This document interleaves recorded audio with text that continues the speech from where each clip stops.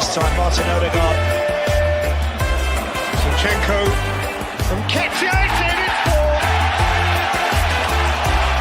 Martinelli tiptoeing in. Predatory, perfect. There is a gorgeous arrogance about Arsenal now. It really is. They are enjoying every second of this. Hello and welcome to Not Another Arsenal Podcast, aka the Carl Jenkinson of Arsenal Podcast. My name is Mike Hers, your host, and today we are going to talk about a very controversial 1-0 loss at the Emirates, semifinals of the Champions League. Some positives, some negatives, some different perspectives, to say the very least. We're going to dive into this. Schooner Works in the live chat. Thank you so much for joining us. As always, first and foremost, the introductions. Chris, welcome back. Hello. All the are you sound like our players played. Womp womp. I feel like that's trombone. Yeah. Wow, wow. Here's my problem, guys. It's often that we podcast like a day or two after the game, and that game is typically not it's never been in our case a semifinal of Champions League. Mm-hmm. We're podcasting the day we lost 1-0 at home in the first leg, and I've been running with my hair on fire ever since the game was over. So I haven't even had a chance to like A, decompress from the game, to watch highlights, C, like listen to podcasts, D, like rage, at the evening and start, yelling or throwing my fists into a wall or yelling into a pillow or any of those other kinds of things that one might do to get out their rage. So I'm hoping I'm going to be able to control myself tonight, because I'm teetering on the edge of like just being super calm and level-headed, and also just being like, what the fuck was that? And just going ape shit on how we played today. So I don't know what you guys are going to get from me today, but we're all here to see what happens. And we have lots of people in the chat here as well. It's awesome. I know Kelly's good for some good monologues, some good rages, some good things that we can clip up and put on social media. So strap in, guys. This could be one hell of an evening. So we need to hire Dean. We need to hire Dean to do that for us. By the way, I just noticed, guys, my mouse pad is the fucking TIFO. Get in there, boys. I got one already. So basically, we hung a massive mouse pad from the top of the Emirates. Amazing. Kelly, before we dive in, welcome back, dude. How's everything? Good. I mean, football wise, not good, but like life is good. Work is busy. Kids are busy, so that's good. It was a little bit late. It's my fault that we're late getting on here. So I was talking my lovely daughters to bed, and it was definitely one of those nights where you rationalize how good your life is outside of this thing that we devote so much time, energy, and emotion to.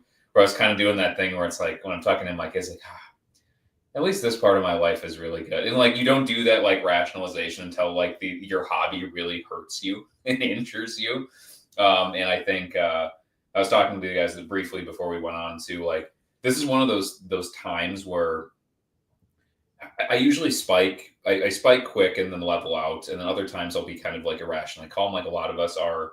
And this really, really bothered me in a lot of different ways today. And I found myself really like deeply disappointed by how today went. And I think that this is going to help me parse through the why, because I'm sure that there's some deeper whys in this one, because I think the rational take would be that played a really good team that literally had no senior injuries. They did no senior squad injuries for PSG, and they have one of the deepest and most expensively assembled squads in the world. And we were arguing about whether to play our fourth or fifth choice center forward. And in doing so, we had to go and put that other person, our fifth or fourth choice center forward, back as a attacking eighth.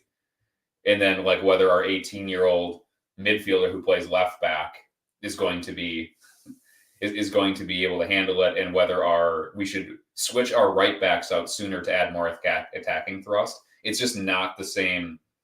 We're not playing with the same amount of cards, but like it's still, I'm still making my way through it. So let's get to the format before I take over everything. Like let's get to the format. But the punchline is I'm still working through this one and why I'm so disappointed and kind of mad about it.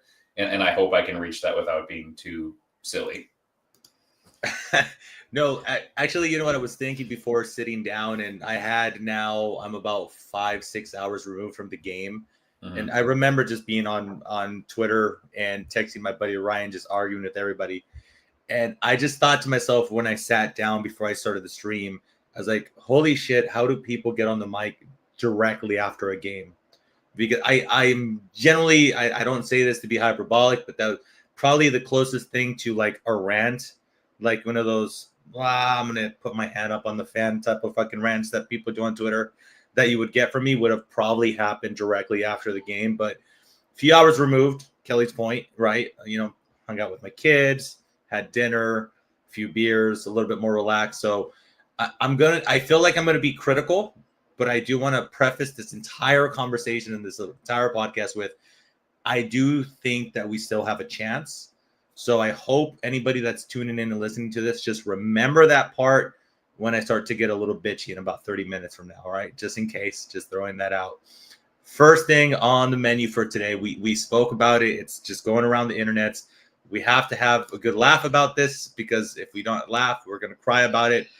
But Chris, let's talk about the TIFO situation. Now, I know that Ashburton Army presented a few, essentially what is being rumored to be Chat GPT-ish images to place as a TIFO at the Emirates, and the club immediately rejected it. And there's a bunch of history and a bunch of craziness going on with Ashburton Armies that doesn't make everything as clear as day as maybe the club would like. So they rejected those and said, no, guys, don't worry, we got this. And what was presented to the world and all the hype that we had saying we're going to hang it from the ceiling and all this shit, it has to be one of the most underwhelming, and I don't use the word embarrassing much, for a club the stature of the Arsenal, flippin' embarrassing TIFO that we could have put out in one of the most important nights at the stadium. We will go ahead. I'm going to post this one here. I'm going to get Chris started. This is the beautiful example. And as Chris speaks, I might share a few images. I downloaded a few. So I'll share this TIFO of Arsenal in contrast to some of the things that are going around the whole of Europe. Have at it, Chris. Oh, dear God. Where do I start? I work in marketing. I was going to say, please preface this that this is based on like a very, very deep, like professional experience, not just a fan experience. Like, I'm glad you're leading with your professional experience on this one, because this is not, this feels like a business critical as well as like fan critical thing that's going to come from Christian. Well, I work in marketing, and marketing is essentially the discipline of how do you position and frame something in a way that you want yourself to be perceived. And we had a global audience on a huge stage in the semifinal of a Champions League, which we have done a grand total of 3 times in our club's history. And while TIFOs are not necessarily something that is germane or prevalent in the English game, it has become in vogue more recently. I mean, Aston Villa has done some recently. I believe Newcastle have done some recently. They're making their way back into the English game, or maybe for the first time. I don't really know the history of the TIFO. In any case, we know it's a big deal outside of England and other leagues. And so, if you're going to do a TIFO,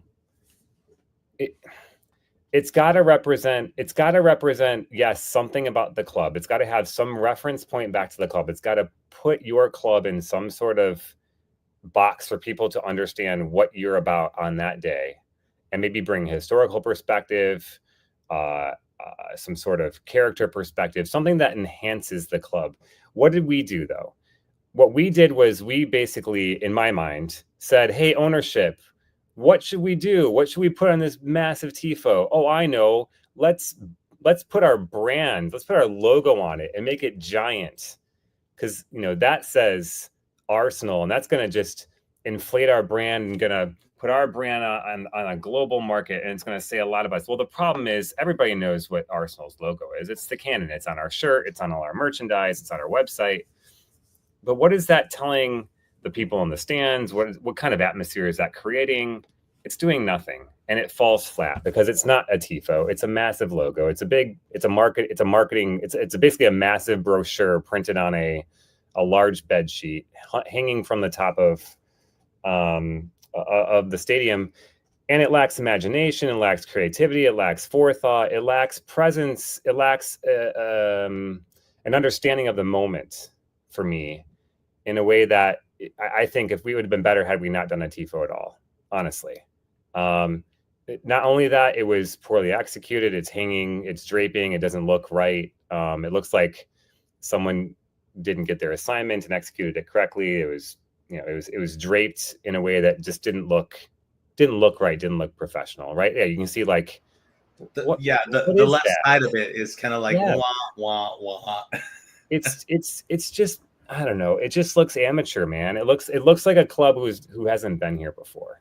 Would you like a few other examples, Chris? Yeah, show me some. Yeah, that's brilliant. It looks 3D. It looks menacing. I have no idea what I don't even know what game that is or what reference point it has back to the club, but it looks intimidating. I mean, look at the drama, look at the creativity, look at the.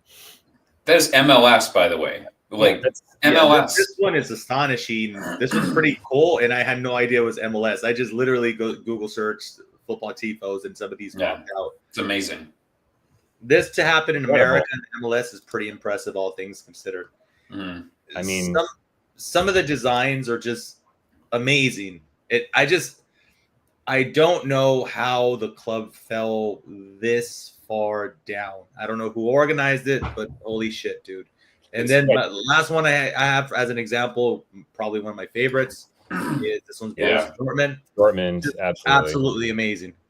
And don't tell me we don't have the brains, the creativity, the people who can think about creating a tifo of that quality. We have a great media team. I think our media team is one of the best in Europe. I love the videos for the most part, I love the videos that our club puts out. I think they're really well done. I think they're really well shot. I think when you look at all the stuff we do in partnership with Adidas, I think is really good too. I mean, I think there's a lot of really hardworking parts to how we present our club to the world, but this was not a good showing. And I honestly, and we'll get into the game, I think in addition to the fact that PSG scored early, I think the embarrassment of that tifo set the tone for the atmosphere inside the stadium. I would imagine that most fans, and I've seen it online as well, of match-going fans who have said the same thing. It was an embarrassment, that tifo. I think when you come into the stadium ready for a semifinal, and then the club drapes that thing in front and center in front of everybody, that becomes your focus. That becomes like the downer. That becomes like what the hell was that? And I think that changes the atmosphere and the tone a bit. And I think we all remarked before the pod and during the game that the atmosphere fell flat. And I don't think it was just because of the early goal. I think a poorly executed tifo like that can have some influence in terms of how the fans get an atmosphere going, get an environment going in the stadium. So I don't know. All in all, it didn't set a good tone. It was a poor reflection on the club, and it matched, I think, what we saw in many cases on the pitch as well. Kelly, you want to chime in on it? Yeah, I mean, mostly echoing what Christian said. I think a lot of these tifos are a lot of times pretty fan powered and like ultra powered. So you get a lot of people. I think again, I'm from Minnesota, so Minnesota United has done these tifos, and a lot of times they're the different supporter groups coming together and kind of negotiating and creating and doing that type of stuff. This was so clear that the supporter groups were not involved in a meaningful way, and it was just slapped together by the club. And again, like Christian said too, we have a pretty strong and a pretty I would say pretty authentic and relatable media strategy and like video and interview strategy that it seems important for the club to have real kind of fun conversations, not a super contrived. I mean, it's there's a bunch of contrived stuff with sponsors ladled in there, but I think it's largely fairly authentic, especially since Arteta came in. I think that's been important. And I think that's why it was it stung to see that tifo, because it's so inauthentic and soulless, and kind of the entire connection that Arteta's tried to create in the Ashburton Army, and like some of the promoting the traveling fans and more chants and like the march to the stadium, all that type of stuff is going to create an authentic in-match atmosphere. And it's like, it definitely feels like the CFO or the marketing director just took, like Christian said, swooped in, just said, this is a great chance to make our logo as big as possible. Let's just do that. And it's just so wrong. And it undermines everything that the TIFO is supposed to be about. And like, I don't know, like it's one of those things where it's hard to articulate exactly how it's super disappointing. You think it's just a giant picture that's up for like a minute. Who fucking cares? And it's like, well, we've been working really hard for the last like 5 years to like have an authentic, passionate project. And the criticism has always been that since we left Highbury, that we're in this like soulless library of a stadium, that the players are too far. It's a nice stadium in a nice area, but the fans are too far away. And when they originally built it, there was almost no reference to Arsenal anywhere in there. So they had to do this whole thing where they spent all this money to this thing was called Arsenalification, I think is what they had to do with the stadium. And then they've spent time doing the big, the wraps around it that have gone up in the last 18 months to incorporate fans and ask them like all that type of stuff too. Even something like that idea and that spirit, if you hung something like that, it would have resonated. It not just been this giant, like soulless. It was one of the in stadium fans that does some podcasting. I think my reply to her was, it looked like just like the VIP, like the napkins from the VIP concourse is what it looked like. And like, you had an opportunity to really do something cool and interesting and make reference to the last time you were in a Champions League semifinal, or the Invincibles, or like somebody said to Kevin Campbell, somebody who's like near and dear, and maybe pay homage to some of the great Gunners that have recently passed away, or so, like there's so many opportunities for you to go anywhere, and it's either a bit of analysis paralysis where they just kind of just grabbed whatever the low hanging fruit was. But I think that's when you're trying to prove to people that you're a real elite club and you have this deep soul, and you've done a pretty good job of that. Like, I think very, very, like literally giant examples to the contrary that they didn't get this part really sticks out like a splinter and really, really kind of catches you in the soul a little bit. And it's like, oh, I thought we weren't doing this type of stuff anymore. I really like the description and using the word soulless. I think that's incredibly accurate. Like you said, the art that's outside of the stadium has so much personality and represents so much more that the club has to do. And this, just as you said, just screams.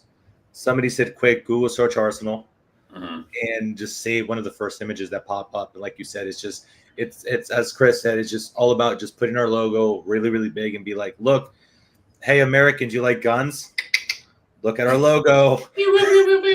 Ooh, we got the Western on. So in those stadium wraps were actually done with a lot of fan influence. I mean, they did a ton of work with fans to come up with what those should be. And it's almost as if the club didn't expect to get here. It was almost as if like Arteta, Mikel did, maybe the players did, maybe the fans were hopeful, but it was like it caught the club off guard, and they were like, oh, quick, let's scramble and get something. Oh, the best we can do is just stick our cannon on a big red, blanket sheet and hit and drink it from the top of the stadium.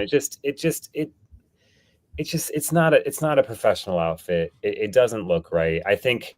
And what I think is going to be interesting is when you superimpose that against what PSG Ultras are going to do at the Parc des Princes next week. I think it's going to make it look even more Mickey Mouse, honestly. And luckily, I hope that we have another chance to show what we're made up of on the pitch, and we can let what we do on the pitch do the talking. But without a performance, I think the TIFO becomes a lot of the talk of the story, of the narrative of the day, because it sort of matched what happened on the pitch, to be honest. Just want to recap on Abreu, just sharing a few things that apparently the Stade de France is a bad stepping ground for him, because not only did Brazil lose the World Cup versus France there, Arsenal also lost the final versus Barcelona at that same stadium. And I Google searched it, by the way, guys. I Google searched when was the last time Arsenal beat PSG in France, and they've only played twice and both ended 1-1. So none of the voodoo is going our way. None of the history is going our way. So it's a lot of optimism, a lot of hype, and a lot of hope. As I've been arguing with people, that's all we have to hold on to right now is hope. And overall, it's a fairly balanced game, I would say. I think obviously they got the better of us. They did end up scoring the goal. We are going to talk about specific moments, as Chris was saying before the podcast even started.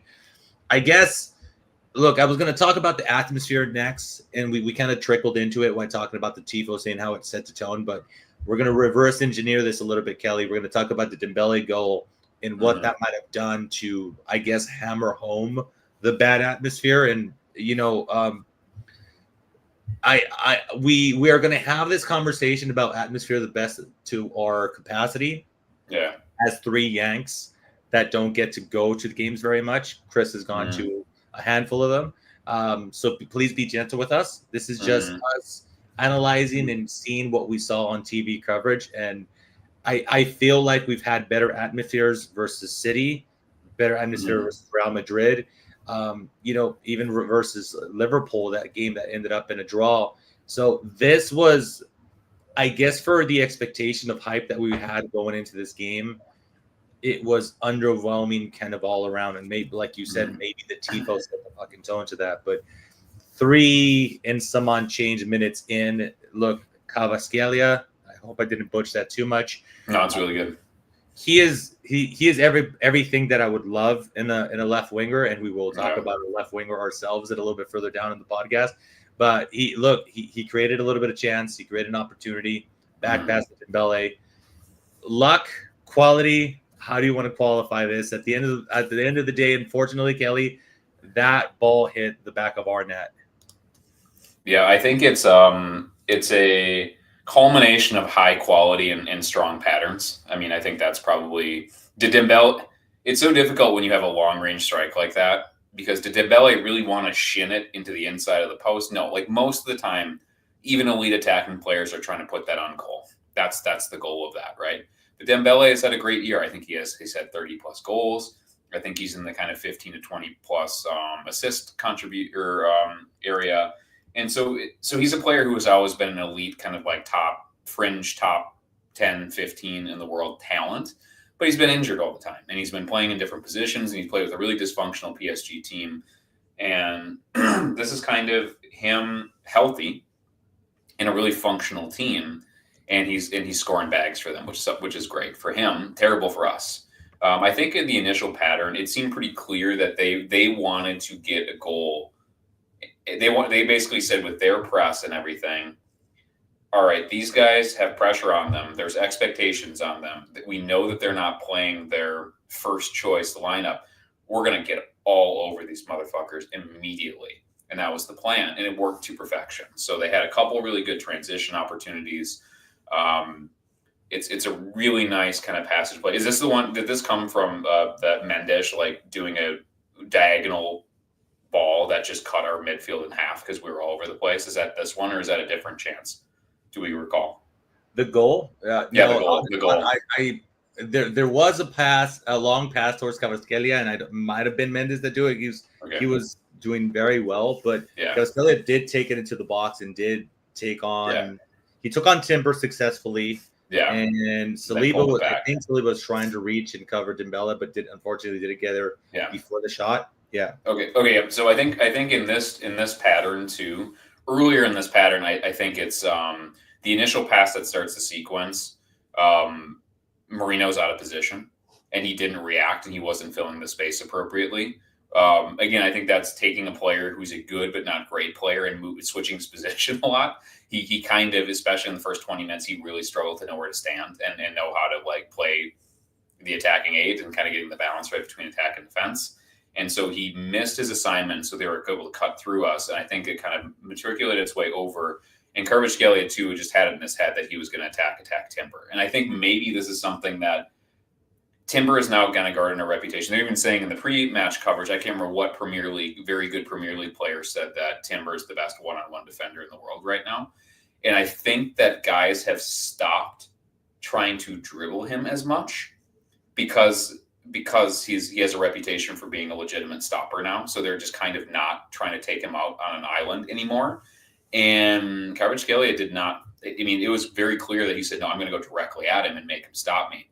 And it really put Timber on his haunches. Like he was really pulled back. I mean, we'll talk about, I'm sure, the penalty shout too.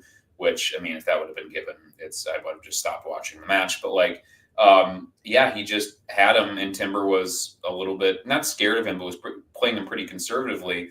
And after Dembele got the ball and kind of passed it out there, he just settled into some space, and Rice went out to kind of help shield Kvaratskhelia, and Marino didn't follow him out, and it just meant that he was wide open on the top of the box. But again, like, is that exactly what he's trying to do? Like, probably not. He's really, what Dembele is trying to do is get a good firm contact and put it on target. And it's the only shot that beat either goalkeeper on the day was a shot that literally no goalkeeper in the world could save. And I think that's maybe it's an oversimplification. My big oversimplification of football is have the best goal scorer you can find and play through him and give him as many chances to score as possible, and sign the best goalkeeper that you can sign and to stop the ball from going in. And those are the two pins on your pitch that you can. Those two things can make up for a lot of deficiencies around them. Not all of them, but a lot of them. And I think like Arsenal had Lando Trossard, who's a utility player playing center forward in this match, and had to some degree Mikel Marino, who's basically a 6-8 who has to play center forward and attack for us, also playing there. And they had Barcola, Dembele, Doué, and a lot of really, really elite attacking players. And one of those elite in-form attacking players just shook loose, saw sight of goal, got great contact on the ball, and it hit inside post and went in an unsavable way that no goalkeeper in the world or defender could have lunged to save that. It just goes in. And it's a great pattern of play. It's by nowhere near their best chance of the match, by the way, that they put in. Not even close. Not even close, right? But it's a reflection of having really talented players that can take nominal situations. Like, I think this iteration of Arsenal with the injuries that we have probably would have just recycled that ball and nothing would have come of it. It would have just been a regain situation. We just would have passed it around the horseshoe, moved it back, and tried somewhere else. But when you have Kvaratskhelia, who's an elite one-on-one dribbler who really, really desires having any fullback at all on an island and thinks they can take them, and then an in-form and incredible, like a world-class attacker that will, if you give him a sliver, he's going to shoot at it. That's what can happen when you have those two things. And I think as we progress, it was foreboding for us because we don't have either of those things. And I think we struggle to take half chances and create goals. And I think even though we are largely good defensively this match against a really, really good, informed, fully healthy PSG team, I think that there was not just a statistical, because that's the other annoying thing. There's an XG thing going. I think Arsenal had 1.6 XG and PSG had like 1.2. And I mean, in an XG thing, if you're talking about a third of an XG goal, really, you view that probably as like apples to apples. Probably it's about the same because you can give a little bit, and there's some things that can't be counted. But I mean, hasn't it been the way for the last 18 to 24 months that like we just don't have the elite attackers to make people pay, and they do. And they spent a lot of money and taken a lot of time and really, really done good to do that. And they were kind of persistently threatening. And one of those times, sometimes you have the best attacker on the pitch and they knock the fucking ball in the net, I guess. I just wanted to shout out Ryan Mile. I gotta agree with him and just piggybacking on what you said. By no means that was their best chance nor a really clear chance. It was a half chance.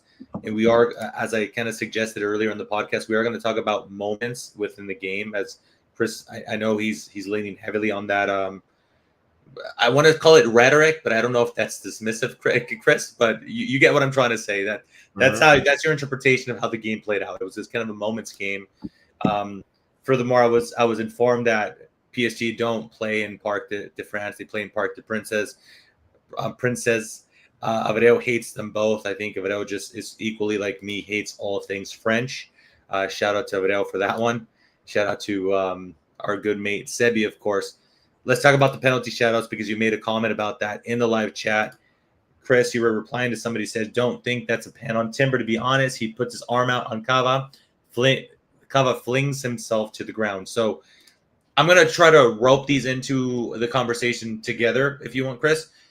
I'm kind of the mindset of if the Timber one wasn't a penalty, the foul committed on Medina wasn't a penalty. And I am just saying that essentially for the sake of consistency on what the ref views as the threshold of a penalty.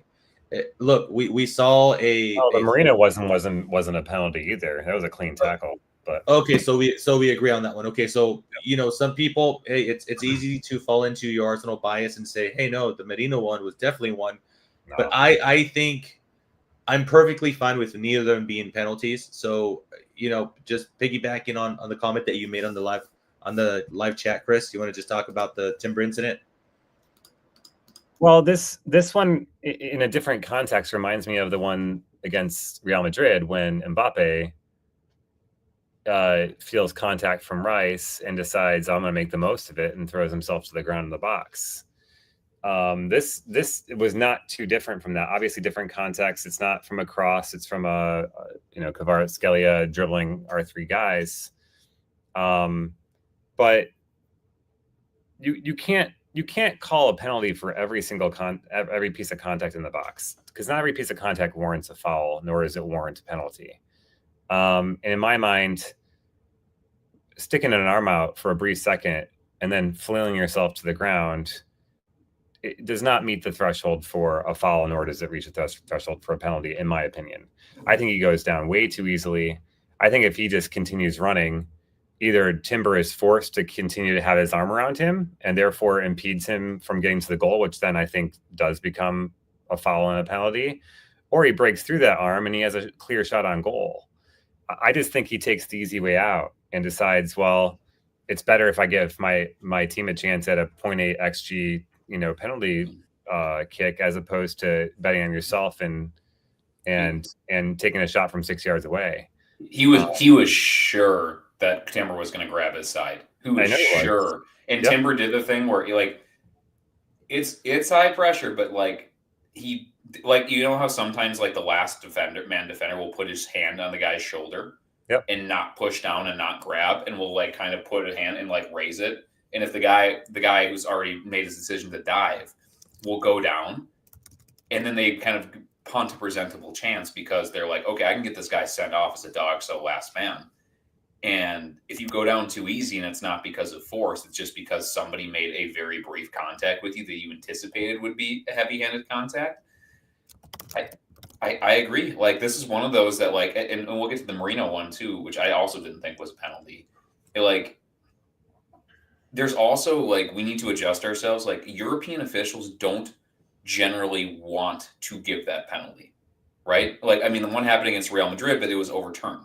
I think that there's a desire to get involved with PGMOL officials that clouds our understanding of how the match is supposed to go. And again, I don't watch the French league. I have no access to the French league, and I don't want to watch PSG win every year. I don't fucking care. I don't want to watch them just blitzkrieg fucking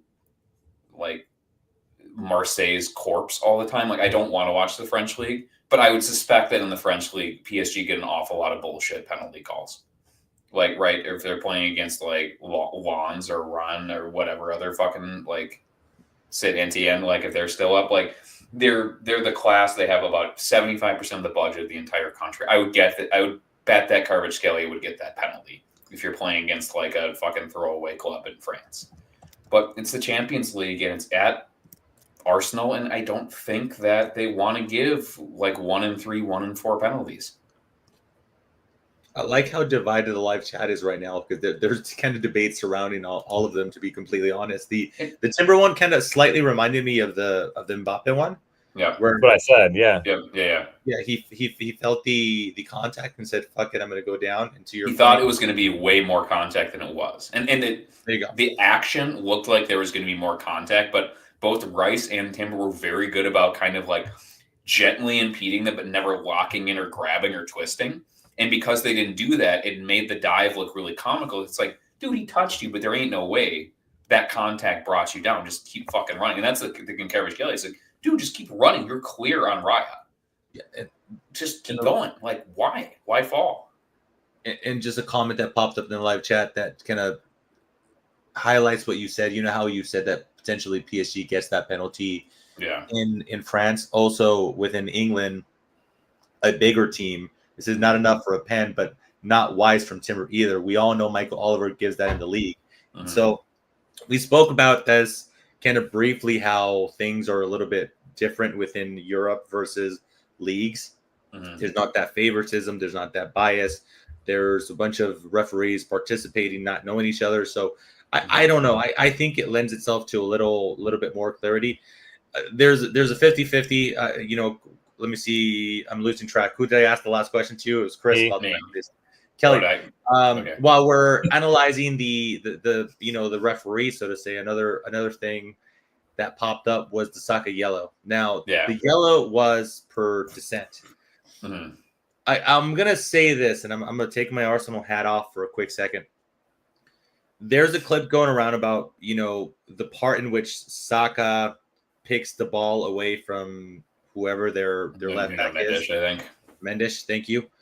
I will say a second or two prior, there's an obvious two-hand push from Saka.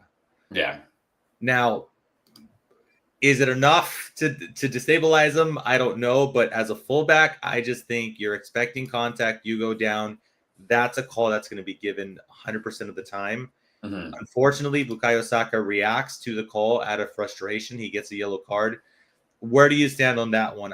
I'm inclined to be okay with the call that the ref gave it as a foul. I don't think so, and I don't like the linesman getting involved in that. Like, here's what I will say, Mike. I think there was some very, very slight contact on the back. I think there's probably a better chance that Saka actually catches his trailing foot when Mendes is trying to slow down it. Like, basically, this becomes a compliment to Lewis Skelly. Lewis Skelly has a superhuman ability to create genuine fouls, and not like divey. Basically, if Lewis Skelly was in that situation that Mendes was in, he would have actually gotten fouled by like one of those. And you even see it like a couple times in this match where it's like the ref's like, oh fuck, it's a foul. Like, I can't not call it. Like, the guys will be like, Vitinha's like carrying on. It's like, dude, you fouled. Like, what do you want me to do? You just kicked through the back of his leg. You went right through his body. And Mendes is not that good at that. So he does the thing where he does. And here's the other thing, Mikey, that you mentioned about Donnarumma. I mean, I don't know if this is like Donnarumma is an elite shot stopping goalkeeper. He's the size of a refrigerator, really, really fast. He is unflappable. He is terrible with this. He's really, really bad. We're talking like Vicario levels of just like booting the fucking ball up the pitch or making a really like slow roller short pass. Mendes with a normal goalkeeper, like a normal modern keeper, just would have passed it back to Donnarumma, and he would have just retained the ball. If that was Raya back there, Raya would have been standing about 15 yards out of his goal. He would have received an easy back pass and just recycled possession, right? But he can't do that. And so Osaka bearing down on him, he feels that there. And I think Mendes just gambles on contact. And there's a little bit of a touch on the back of his foot. There's a little bit of contact. And I think that I would prefer that the linesman not get involved unless it's something egregious. And I think that's really, really generously a 25-75 that it's a foul. And a linesman should not be flailing his flag in that position. Like, keep your flag down. We can go back to the monitor if you want to try to give a soft foul, but you should not be getting involved there, because that's when a linesman is getting involved in waving a flag. It's my understanding that they're pointing out a clear foul. And I think that's one of those that you play out 3 or 4 more times and it's never given as a foul. I think he thought, and it's the psychology of officiating, I think he thought that Saka was going to clatter into it because the game had been getting quite physical. Like, talking about the refereeing, Timber absolutely should have been on a yellow card for rotational foul in Kvaratskhelia. He fouled him like 5 times in the first 25 minutes of the match. And for some reason, they didn't give him a card, which they absolutely should have given him a card. Funny enough, he like barely made contact with him after that. But like, his response was to just start kicking. What happens to Saka a lot of times, right? Like, this guy's beating me, so I'm just gonna start fucking kicking him. So he thinks about it, and it worked. But like, I mean, I really hate that as a foul, especially given the tone of the rest of the match. But I do think that when Saka, like, it's not like Van Persie where he couldn't hear the whistle and it's like a second after. Like Saka gets the call, takes a couple dribbles, and really petulantly and obviously like boots the ball out of play.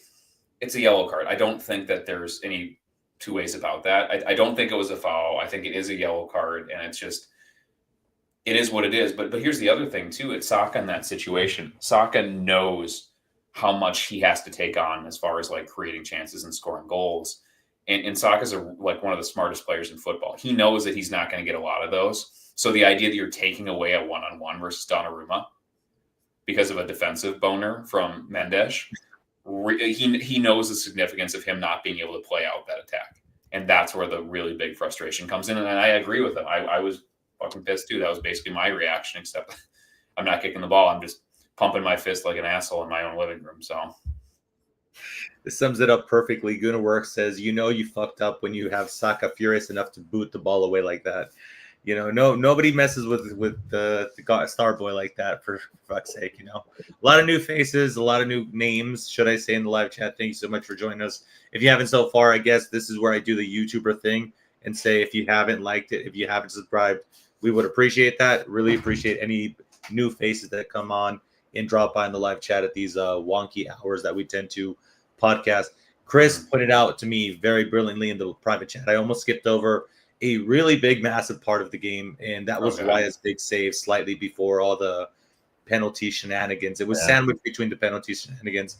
So massive to say. Fabian Luis was already offside by the time he hit the post, but the initial shot, strong, low, and Raya just gets down with the quickness. Help me remember exactly. I remember the shot exactly, Chris, and I can't for the life of me remember who the hell took the shot.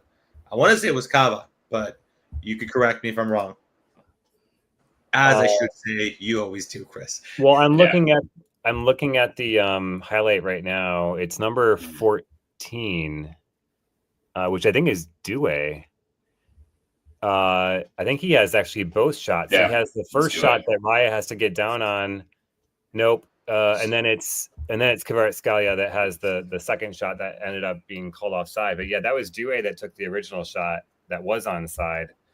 And Raya was really good because I think if you see the slow-mo replay, he's leaning toward his right because he thinks it's going to go far post again, like the Dembele shot. And Due is really good that he disguises his shot and actually last second pulls it to the near post. And so Raya has to get down really quickly and shift his weight over to his right foot to get down on that. And then he actually has to do the same thing on Kvaratskhelia shot as well. And again, gets a hand to it and palms it out. I mean, those are two snap saves. And again, the second one wouldn't have counted anyways, but it shows you that Raya was up for it, especially after a couple of matches where he didn't quite look his sharpest and his best in the league for obvious reasons, right? Like the league was lost. All focus was on this game. And I think he also has to play every second of every match in every competition. Yes, he does. Because he's literally only not played didn't Setford played one match and then Neto played another one. I think he's played every other match besides those two for the entire season. Yeah, he's played the most minutes of anybody in the whole entire squad by quite a bit of distance. And I think it's natural to take some games, especially those that are less meaningful, a little bit less seriously so that you can take the ones like this as seriously as you possibly can. And he was really dialed in. I thought he was maybe our best player on the pitch today, which, passing was unbelievable too. He was very, very, and made a lot of very, very daring, not risky passes, but it was incredibly accurate and efficient with his touches under the press, especially in the first 30 minutes when they were still pressing us. He and Rice and Saliba and all the defenders really navigated some fucking landmines back there. Well, and that's the thing. I remember we used to talk about who our man of the match was 4 or 5 years ago, and we'd often say, well, today was Ramsdale or today was Leno. Those are the days when there wasn't much else to talk about because our attackers didn't do their job. The midfielders sucked. The defense was pitiful. And you were like, well, thank God for Ramsdale or thank God for Leno. It could have been a lot worse. And in some ways, I think that's a little bit unfair about today's performance. But in some ways, I do feel that way, that without Raya today, it could have been 2-0, 3-0, but Mhm. equally so, like we take our chances and it could have been 2-1 or 3-1 the opposite way. So, Mhm. to your point, Kelly, I think that's right. I wanted to maybe take this opportunity to talk a little bit about tactically what I thought was confusing about what we did too, which I thought we would have taken advantage of. And I was screaming this. I was at a pub in my local town, Mhm. hoping there would be some other Arsenal fans there, and there actually were, which is great. But I found myself repeatedly yelling at the TV screen, "Why aren't we going long?" Mhm. Because PSG is an amazing pressing defense. Like they're one of the best pressing teams in Europe. We did not have Party at the base of our midfield, which I think is a fairly press resistant, one of the best press resistant deeper midfielders that are in the game today. And we didn't have him, and we had Rice there, who isn't the best receiving the ball with his back to goal, and getting it on the half turn and going. We had what we did have in terms of an advantage was our size. We had Marino. We could have pushed Marino a little bit further forward. Maybe had him play the 9 in possession a little bit more, and had Trossard maybe play a little bit deeper.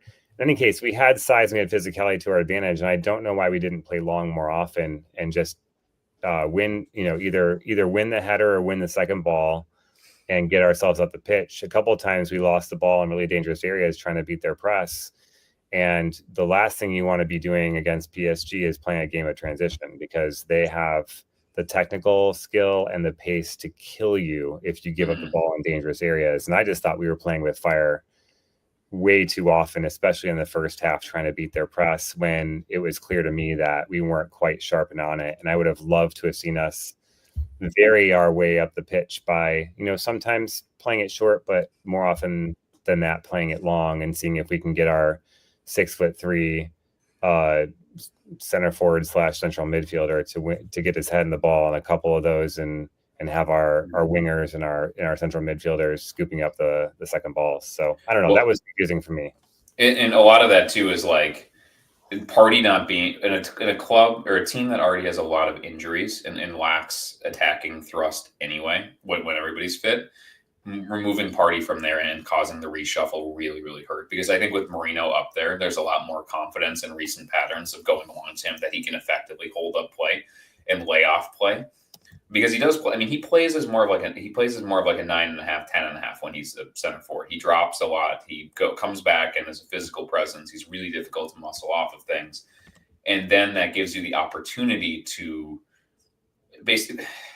I know it feels like Martinelli axe grinding, but like space is his friend. Small spaces are not his friend. Like, he's not a thinking player. Like we saw the against a really elite technical team, like the some benefits of the old Joker line, where it's like, I'm like a dog chasing a car. I don't know what I would do if I caught it. Like, that's kind of what Martinelli reminds me of, right? Where it's like he runs and runs and runs, but when he catches the car, he doesn't know what to do with it. And there was a couple of good things for that, but he needs space. Like, knocking the ball over the top to him into space is the best way to probably use him against a team like this. And Saka, anytime that you can find him, anytime he doesn't have the entire PSG left side collapsing on him, is a win for us, because he can handle them. And again, they're fullback. Like, Mendes is a really talented player. He's not a great one-on-one defender. And Ashraf Hakimi, I'm telling you, I had to watch that guy play at Borussia Dortmund. That guy wants to play center forward from right back, and he's one of the fastest players in the world. He's not a good right back. And if we had an actual good dribbling, like effectively attacking in the final third left winger, and not just a space and pace merchant, you can kill him. And again, frankly, if it goes like it probably will go, and I don't want to be this guy, but like if Barcelona play PSG in the final, like I think whoever one of the many really good attackers that Barcelona has is playing on the left side is going to try to fucking kill Ashraf Hakimi and make him stay. Because like, I don't know. Like, there's a universe, I think, where Party's there and we're way more press resistant at the back. We go along, like you said, more because we can rely on Mikel Merino to be secure with the ball, hold up play, and win duels a lot better than Trossard, who is just he at the highest level, he cannot be even a rotational center forward. He does not have it. Even when he was effective today, he was basically going and being a second left winger and kind of a 10 that fell in the pocket. We just didn't have. He wasn't playing in the center forward roles because he was getting fucking swallowed up by Marquinhos and everybody else that was in there. He just couldn't do it. There's not enough. A 29-year-old Randall Trossard cannot play center forward for you in a Champions League semifinal. It just can't happen. Bizarrely, Mikel Merino probably can, but at the very least, he has the physical profile to hold up to those center backs and still be able to do effective center forward type play. And like Trossard's not fast enough, big enough, strong enough, is not secure enough under pressure with his back to goal to be able to do anything that we needed him to do at center forward today. And it was a huge problem. Listening to you guys speak about the center forward situation is just the fact that we're playing a semifinals and we're over here like Trossard can't play it. He's like a left winger, that 29 and all this, and we're talking about Miguel Merino like he's a striker. I just find it. We're in crazy town, Mike. We really it just gave me a little bit of chuckle. That's all. Like I fully understand, and I actually completely agree with your guys' points, but it's just we're at the point of the season in which we're saying, "Fuck, we really wish we had Miguel Merino as our center forward." Mike, I think it should underscore like how I think what we should take for this, and nobody will, because we're probably not going to win the second leg, and we're probably going to be called a bunch of bottlers and laughed at by everybody for 6 months, like always, right? And everybody's going to be like, and then Lee Gunner's going to put his meth pipe down for long enough to pop up and ramble about that as he ducks his child support payments in Malta, wherever the fuck he is now. And like somebody's going to talk about Arteta. It's like Mikel Arteta made the Champions League semifinals with Miles Lewis-Skelly at left back when he was 18 and Mikel Merino at center forward, and basically an all sorts lineup of like just garbage stew is what he just fucking threw together. And a fourth choice left-sided center back, yeah. And Jakob Kivior, who everybody was ready to sell for peanuts like 2 months ago to anybody in Italy who had basically 2 shekels in a dream. Like it was really like nobody like if PSG is playing. Who can we put? Like Fabian Ruiz is playing center forward for PSG, right? And that's even spotting him more because Fabian Ruiz is their starting 8, right? But if he is playing center forward for PSG, I don't think PSG are anywhere near as effective as Arsenal are now with Mikel Merino at center forward. And I think at least some credit needs to go to Arteta for finding that solution. Because remember when they're interviewing Mikel Merino, Mike? Remember when it's like after the game where he scores, like he comes on late and scores 2 goals. And they asked him, like, when was the last time you played center forward? He goes, never. He just told me that I was going to play there. It's like, you're like a 30-year-old man. Like, you've never played there? It's like, no, I've never played there ever in my life. It's like, okay, I guess this is what we're doing now. Like, but Arteta's not going to – he's going to somehow get the blame for this.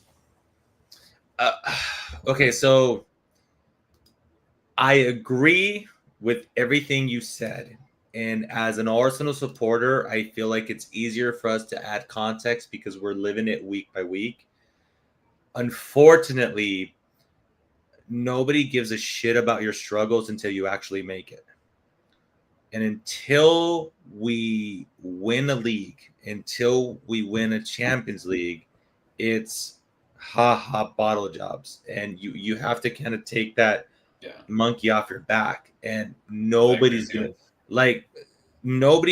there's no Liverpool supporter that gives a shit that Arsenal had injuries. Yeah. There's no Liverpool supporter that gives a shit that they got the rub of the green with the refs. We're at that either win it or kind of shut the fuck up, situation. Do we care that Archie Gray has had to play center back for Spurs, or do we laugh at them because they're 16th? We laugh at them because they're fucking 16th. My point exactly, brilliantly summed up. That it's literally that fucking easy. Like I remember Ange Postecoglou gave an interview and said, "We're missing a whole entire starting 11. You guys are bashing me. It's disingenuous. You just wanna bash me for clicks." And that's kind of how that played out. Nobody gives a shit about your struggles until you make it. And that is just a common theme for celebrities, for comedians, just generally through life.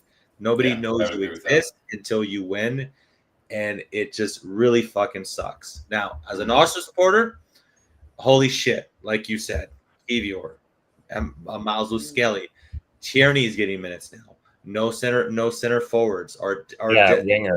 Yeah, it's crazy. It's absolutely insane. So near future, hopefully this year, but it's just one of those things, man, that all we could do. This is how I look at it on Twitter when like I see so many people talking shit. I literally I just think I have no rebuttal. Yeah. That's just like I can't persuade anybody that supports another club to say, well, actually, listen, we're still second in the league. Nobody cares. Like literally, we're bottle jobs. So that's how they're going to interpret it. I do think some of the backlash that Arsenal gets is unwarranted because I don't understand Liverpool supporters being so thrilled at like laughing at Arsenal when like Manchester City has financially doped and fucked you out of like at least 3 leagues. And yet you have this like anger with Arsenal. I don't get it, but also Arsenal, it's a large social media present, and maybe it's just really easy to kind of just bait us, I guess. Long story short, it's what I'm saying, but yeah, it's incredible. Story's not over. I should say that. Chris, let's circle back into the game. We spoke about. Let's see. I'm recapping here. We spoke about the big misses. No, actually, let's talk about Martinelli and Trossard's big misses. One at the end of the first half. One at the beginning of the second half. Slightly after the Merino offside goal, but I mean, how much can we recap it? An offside is an offside, if I'm not mistaken. So let's get back to it, man. Let's talk about Martinelli a little bit. And this is where we tell Abreu earmuffs because we're going to talk about a Brazilian. Yeah. Look, this isn't something new and it's not unique. I just would wish he finished his dinner slightly a little bit more. That's all. Like I was looking at his stats, I pulled it up because I was curious. It was 2022, 2023 in which he had that incredible season with 15 goals. I'm not asking you for 15 goals, I guess, man. I'm asking you for like double digits a little bit more consistently, or I don't know. He has a case of once he gets the ball, he just looks down to the ground and shoots without really thinking or aiming. There's another different perspective in which, hey, Donnarumma is an incredible shot stopper. And I could also sympathize with that point of view outside of my frustrations of Martinelli. So interested to see where you stand. And I mean, Chris, you were at a bar being able to watch this game with other people. So what did the bar say? What was the atmosphere within, other Arsenal supporters? Did they say, holy shit, Martinelli is shit? Or did they say, whoa, world-class save from Donnarumma? I think it was varied. I mean, there was enough people there to have a mix of opinions. This isn't like being downtown at the bar we were at, guys, when we were all in Chicago. Like, this is a bit tamer than that because I live in a suburban location, and this is not an official Arsenal bar. But I can speak from my perspective. I think this is the ultimate game of moments, and I think a lot of football games are in general. It's which team is going to take the moments that are provided to them and make the most of them. And while we were able to prevent them from many possible moments where they could have scored, we've talked about some of them already, and there was a couple in the second half as well that Raya did really good at preventing or minimizing. We also had our fair share of moments that we didn't take advantage of. And, I think this was a refrain that Arteta used to say many times. We were poor in both boxes and the other team was good in both boxes. And I think in some cases, in some ways, you can say that came back to haunt us today, is that they took the chances that they got, at least the one chance that they got, and put it away. And we had a couple of chances in Martinelli's and Trossard's that we didn't. And in the case of Martinelli's, I mean, I think this is a frequent refrain with him that he tends to dribble with his head down, and so he doesn't see teammates that might be open. That's not the case in this case, but also I don't think he uses where he looks to put the keeper off very well, like a lot of guys who are really good in 1v1 situations are, or many guys who get the ball in that kind of situation is where they might look up and fake the near post shot and then take the far post or vice versa. I think his problem is that he looks down at the ball, and so all the keeper needs to do is just read where the positioning of his body, the opening of his hips, to understand if he's going far post or near post. When was the last time that Martinelli cutting in from the left went to the near post or somewhere other than trying to curl it into the bottom corner? I can't remember because I don't know that he ever has. I mean, I think Donnarumma had tape on him and knew where he was going to go. And if you look at the replay, there's an angle on, at least on CBS Sports or Paramount, from behind the goal. Donnarumma was already diving to his left while Martinelli was letting him shoot. He was all over that. It wasn't a bad finish, but he is so predictable and is so he's so deliberate in what he's going to do and so obvious. He has no graft in his play at all. And Donnarumma is one of the best shot stoppers in the world. It's like, okay, well, you're going to try to curl this in the far corner, and I'm 6'7", so I guess I'm just going to lay out and just try to stop the shot that you take literally 9 out of every 10 times you're in this situation. Yep. Sorry, Chris. I stepped on you. It just pissed me off because we all knew what was going to happen. Everybody knows, and if us dumbasses that are 40 years old and live in the United States know that, what do you think Gianluigi Donnarumma is going to know? If that guy is coming in, he's going to be cutting in on his right foot every time. If he goes on his left foot, he's going to bobble a cross up in the air. He's going to cross it. And if it's going to be on his right foot, he's going to try to do the Tirana recurler in the bottom corner. And he's good at that, but he literally doesn't do anything else. And I'm being sensitive and cutting in here because I was having to defend Mike. You're in my position on him to some people today, and I resent that because I think the Champions League semifinals and the pointy end of the league season when you desperately need a goal to turn a loss into a draw or a draw into a win, that reveals what players are just very good professionals and who are elite players that are going to win you the biggest things. And we have 2 opportunities every year to win the competitions that we truly care about, which is the Champions League and the Premier League.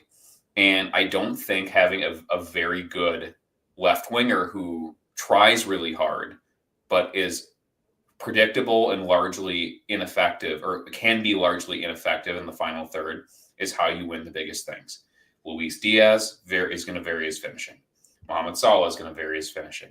Cody Gakpo is going to do different stuff. That's who they could do that in the Premier League. Now, Desiree can do his stuff. Barcola can do that. We're looking at, we need to not be ignorant of our quality players who don't have what it takes to be an elite starter that pushes you over the edge and at this level. And everything about what he is revealed in that. He works really hard. He helps his fullback. He creates something out of nothing when he's going and pushing. I can't remember who it was, a defender. He basically came in from the left wing, got in behind when he thought the PSG defender thought he was going to shield the ball out of bounds, and Saka was only there. He came all the way back and tipped it in and created some sort of opening. But when he's one-on-one on goal, I don't trust him to do anything. I really don't. And that, again, I understand, and this was used against me too when I was saying this is not acceptable level.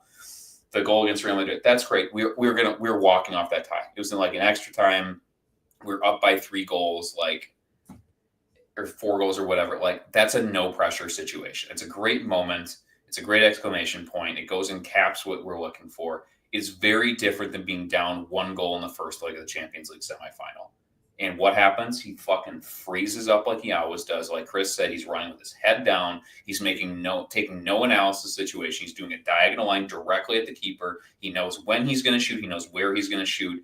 And it's just muscle memory because he's not an elite winger and he struggles to score goals. He's not a good goal scorer.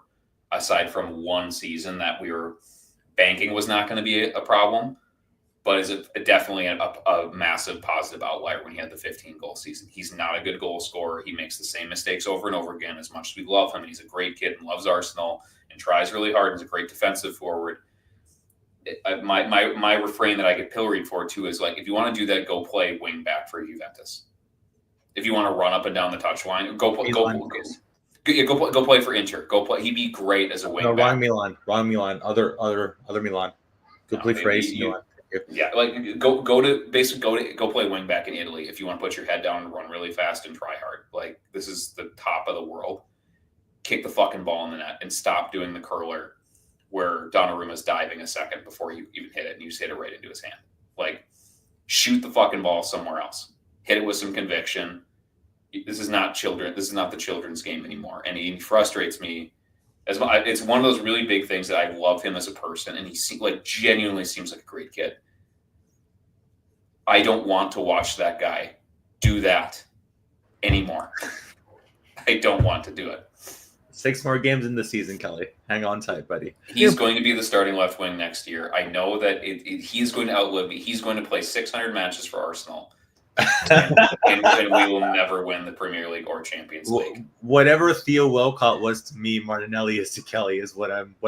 He's really similar to really similar to Theo. I think so. It's a really good analogy of a. He runs into people enough to remind me of Theo Walcott. Is what I'm trying to say.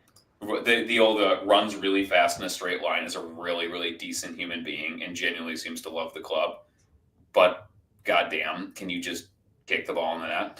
Like it is very like the bridge player from. I wonder who's going to take over from Martinelli.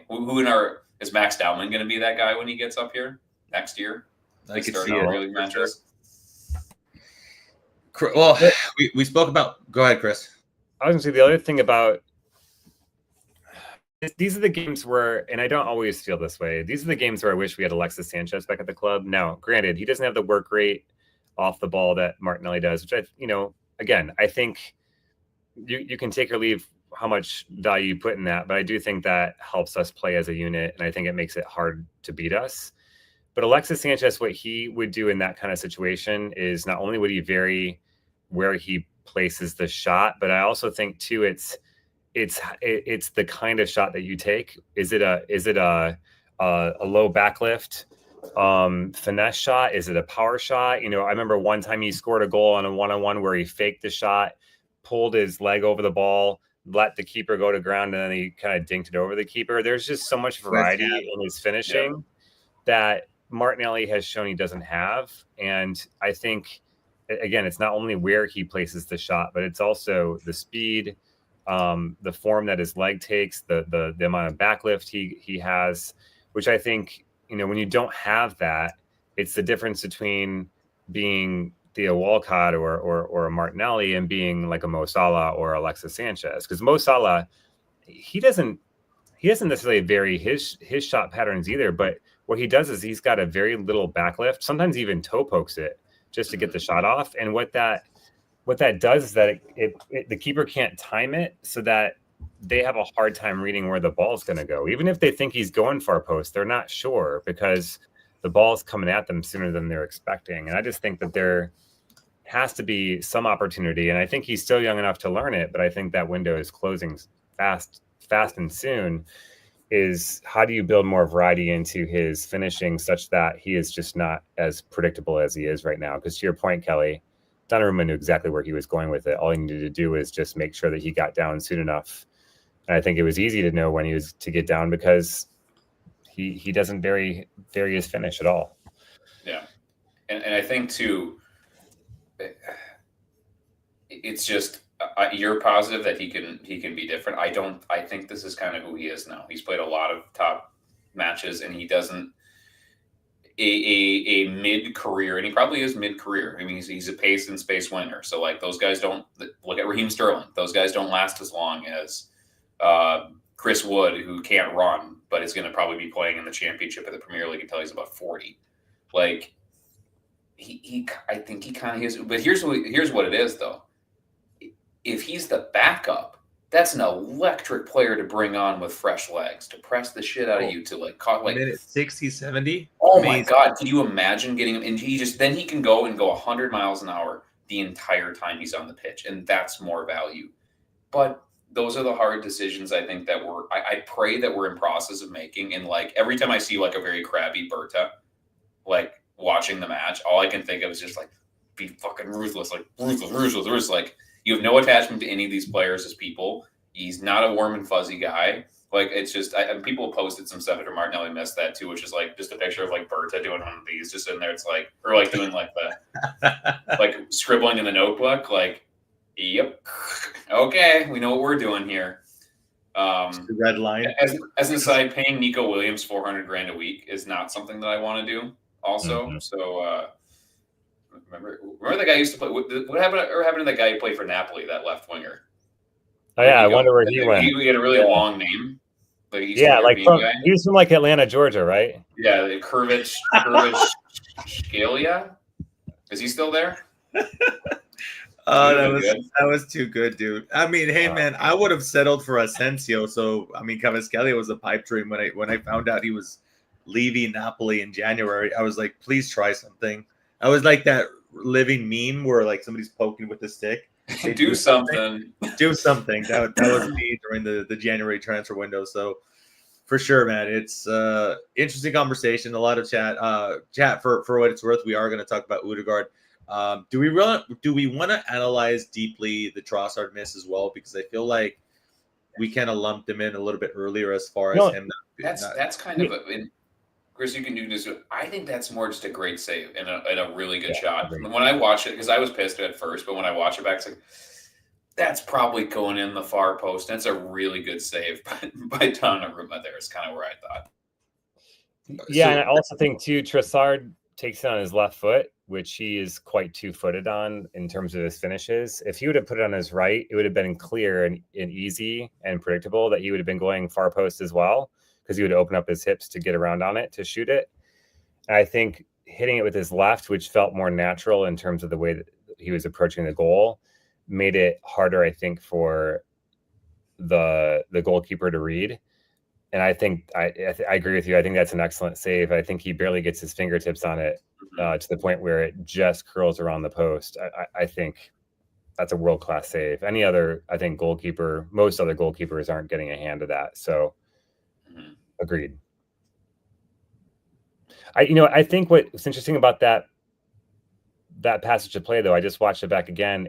In many ways, it mirrors the build-up to the Dembele goal, because what happens in the Dembele goal is actually Dembele is the one that basically dribbles it through the center of the pitch, draws two players in, and then kicks it out to the left winger, which is Kvaratskhelia. And Kvaratskhelia, instead of shooting, brings two defenders over to him, which creates space for Dembele to get his shot off. In this case, Rice is the one who's dribbling through the middle of the pitch. He brings two defenders in a little bit further up the pitch, which forces that pass out wide to Trossard. But what's good about that is that Trossard then has an easy lane to goal, and he takes that shot on. And I think in both cases it's brilliant dribbling from the initiators of that play, and in this case Rice. And unfortunately, again, it's capturing the moment, is taking the moment and finishing it, and we just couldn't do it in our situation, whereas PSG did. So in any case, I think there was some interesting symmetry between the buildup of those two goals, or those two goal chances anyways.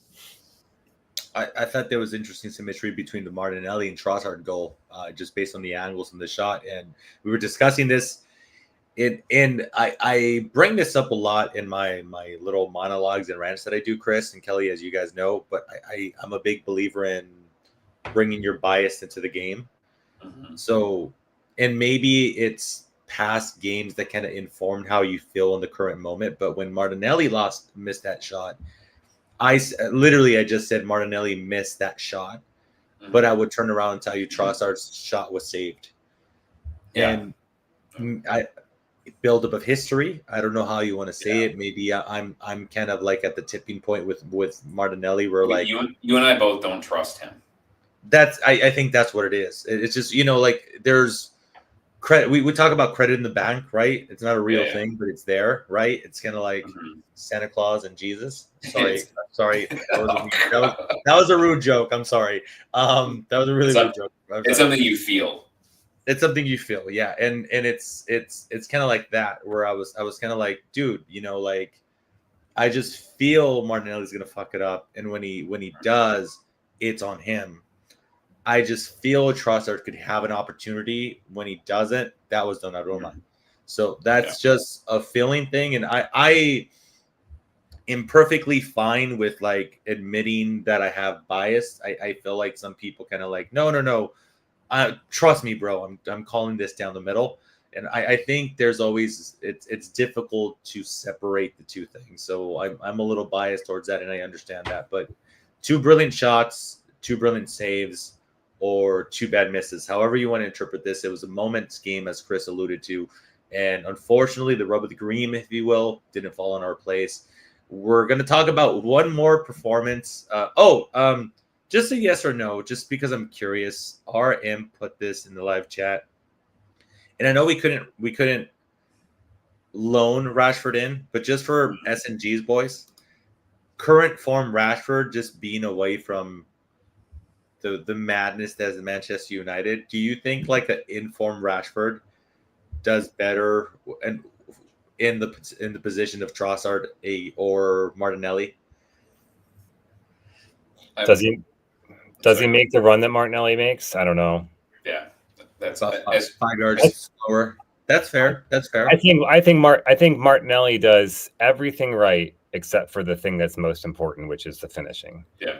The run, the holding the run off so that he stays on side, making the run in behind, the pass is brilliant. Everything is pitch perfect about it until he gets on the ball and he puts his head down and then he has no idea where he is or where the goalkeeper is, and he does the thing he always does, which again, lack of finishing. I don't know. I don't see Rashford making that run too often. Now, the Trossard one, I could see him getting out in transition and making that run. Again, does he finish it? I don't know. I think Trossard's strike was pretty good. Again, we said it was a world-class save. So if he's making that same run, if he's finishing like that, it's likely in that play, Donnarumma is also making a great save. But I think it's easier to compare it to the Martinelli one than it is the Trossard one, to be honest. I would trust Rashford more in taking the shot, but like Chris said, I wouldn't trust him to be in that position by making the run. Like I trust Martinelli to make the effective run, and that's the biggest thing with him that stinks so much is that you want it so bad in so many different levels, but like he's like 24, he's not that killer that can go and get that for you. Like again, I would rather have as another one. I would rather have Trossard shooting on his left foot in that situation than Martinelli shooting on his right foot. I have more trust in Trossard, who is slower, older, and worse at football. But Trossard it can be in streaks an exceptional finisher, and he really pulled a great save out of Donnarumma there with his off foot, and Martinelli just doesn't do it. He either scores the goal with his thing, he does his one trick, and it either works or it doesn't. And when you only have one trick, informed elite players know how to stop your one trick. But again, besides the running really hard, which again is valuable to a point, but at some point, Mikey, I cannot keep apologizing for wanting our forwards to kick the fucking ball in the net, and I'm so sick of having to apologize and caveat that. It's a simple game, dude. It's just oh my god. We've had this conversation in the back channel a lot, where like my theory is piggybacking off of yours about having a really good goalkeeper and a really good goal scorer, and I think we create enough XG chances in order that like if you just put somebody that's like really good at putting the fucking ball in the net, I think we could do substantially better. So the idea that people are like, no, Watkins or Sesko or Gyökeres, and I'm like, fucking one of them. I'm like, fucking bring me Lewandowski. if you just anybody that is like used to putting the ball in the net, we can score more goals. That's just. He's also injured, so he's perfect for us. He's perfect. He's 1,000 years old too. No, but that's what's funny about the Gyökeres people. And like my retort to that is like always like, it doesn't matter if he's only going to score 20 Premier League goals. That's way more output than we're getting from our best output center forward is either Kai Havertz, who does a million great things. And the worst thing he does is score goals in his game. And we can utilize him a bunch of different other places. And then literally Mikel Merino. That's the second most reliable center forward for us right now. Who's a fucking defensive midfielder, like a dual winning midfielder. The reason why Mikel Merino is effective is he just kicks the ball and makes good contact and can head the ball towards the goal. That we just need somebody there who is going to kick the ball with authority and variety at the goal. And that's why it's like, again, people are getting weird about Gyökeres. The guy can kick the fucking ball with both of his feet and his head at the goal reliably. And he's going to get a million chances. And he doesn't have to be great. He just needs to be good. Because basically, besides Bukayo Saka, none of our options are great. Or most of them aren't even good most of the time from a finishing perspective. So, like, we can do all the others. If we can do this shit with Mikel Merino there and have our same play patterns, just put a really, really good finisher and go, okay, buddy, all you have to do is when the ball gets near you, make good contact on goal. That's what you got. That is don't do we have got a bunch of other assholes who can run around in circles for you and defend everything.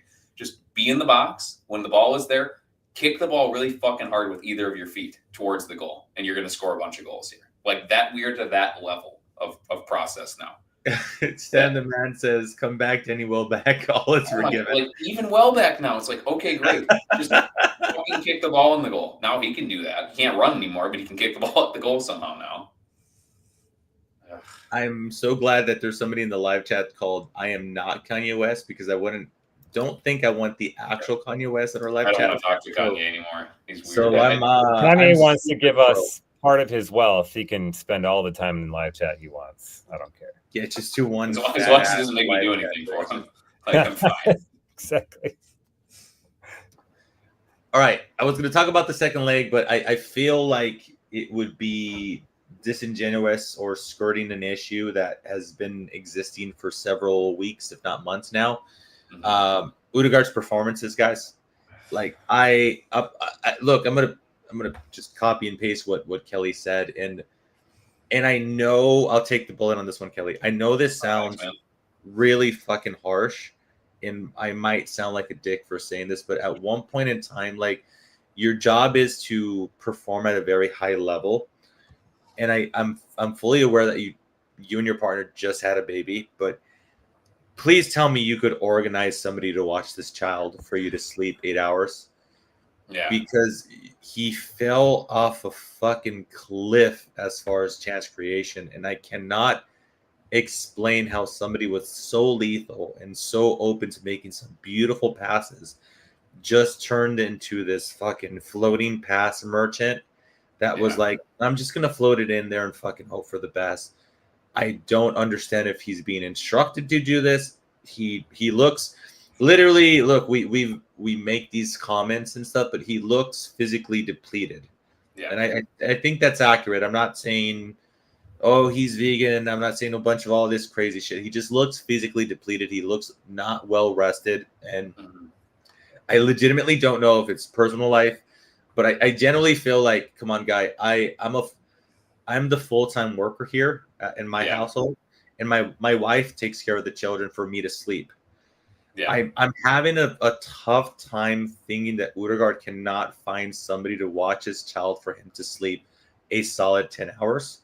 I don't know if it's just sleep deprivation or what, and we never know. It could be other things. And, let me preface that with, hey, I'm sorry if it's other things, but for fuck's sake, man, I don't understand the drop-off. So Chris, have at it. Discuss Odegaard a little if you want. And Stan the man, I saw your your comment in the live chat. I will talk about Winery because I do have a little bit of bitching to add on at the very end. So we'll get to that, my friend. All I have is like funny shit to say. Like, for example, you guys know the Scooby-Doo meme. Dude. You guys know the Scooby-Doo meme, right? Like where oh, we caught the bad guy and he's wearing like a thing over his head and you take it off and you see who it really is.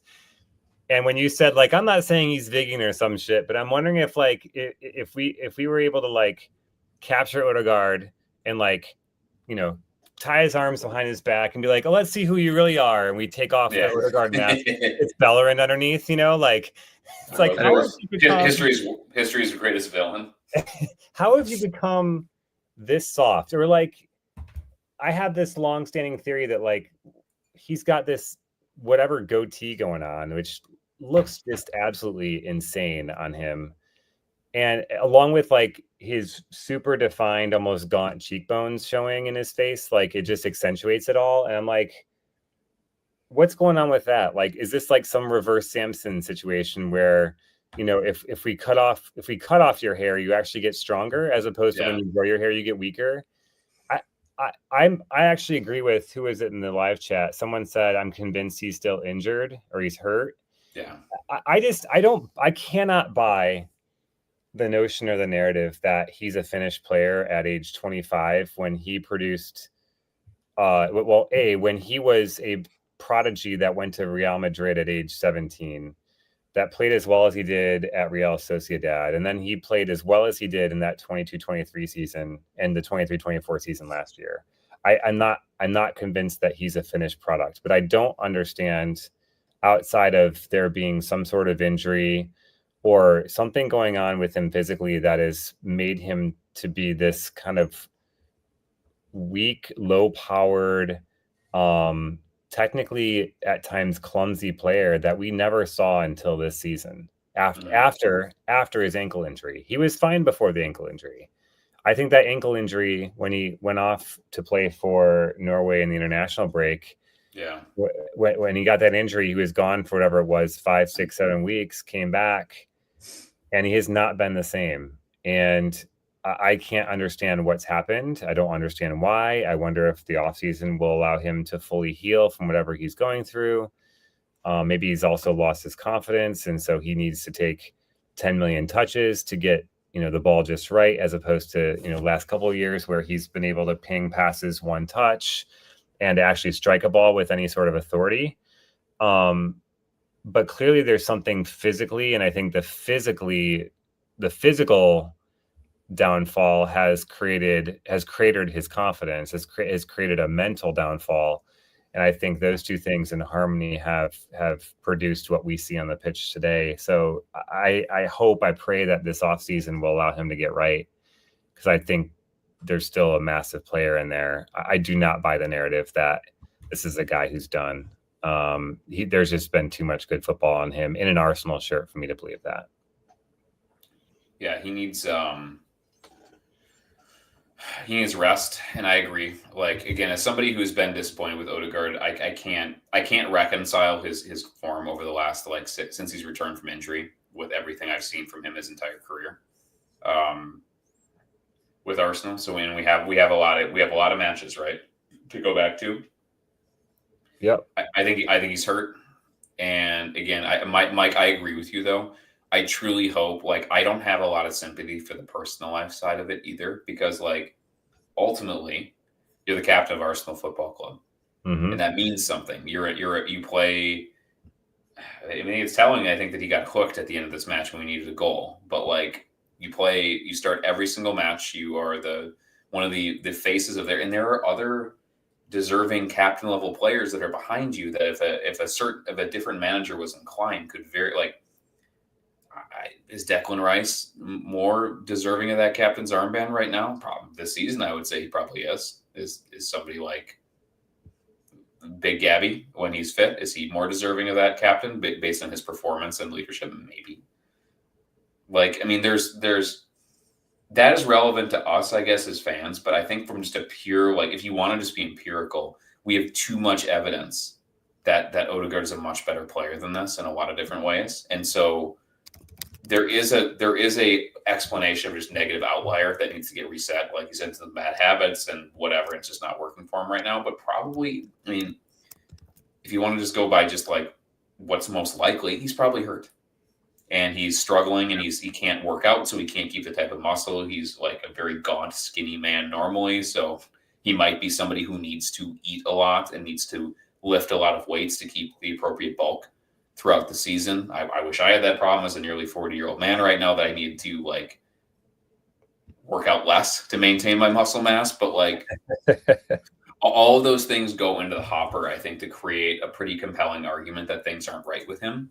And I would hope that a summer that finally doesn't have a football tournament and some time for him to rest and not us not having to play in the Club World Cup, another fucking Mickey Mouse cash register bullshit thing.